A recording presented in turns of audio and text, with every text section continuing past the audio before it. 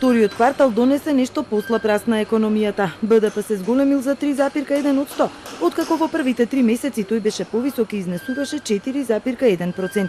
Експертите велат дека бројките се задоволителни со оглед на фокусот на власта на председателските избори во тој период, но и неискористените капитални инвестиции. Економијата ја извлекол приватниот сектор. Гледам еден континуитет на она што се случуваше во првиот квартал, а тоа е дека во услови кога суствуваше и понатаму фокус врз економијата и покрај тоа што ова беше најавено за економска година, сепак дека приватниот сектор преземал одредени активности, тие се забележуваат во овие стапки. Да подсетам дека во вториот квартал ги имавме и председателските избори, значи целосниот фокус на владата беше врз тој политички процес. Гранка на која најлошо и одело се информациите со пат од близу 5%, а намалување од 2% има и кај преработувачката индустрија.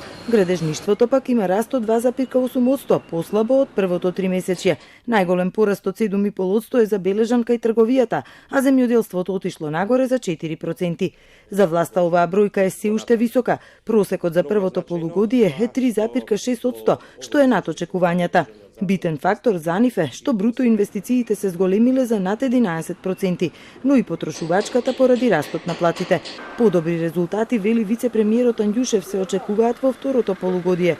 Тој е оптимист дека ќе се искористат сите капитални инвестиции што преостанаа по ребалансот, но и тие надвор од буџетот. Тие се реализираат интензивно, например, ќе кажам само автопатот Кичево-Охрид, почнувајќи од јуни се разреши проблемот со финансирањето на тој пат со Ексим банка и тој сега интензивно се гради. Очекуваме да има дополнителен импакт врз растот на бруто домашниот производ во третиот и четвртиот квартал, а тој не го гледаме во буџетот. Рецесијата на германската економија засега не предизвикува намалени нарачки за фирмите што таму извезуваат.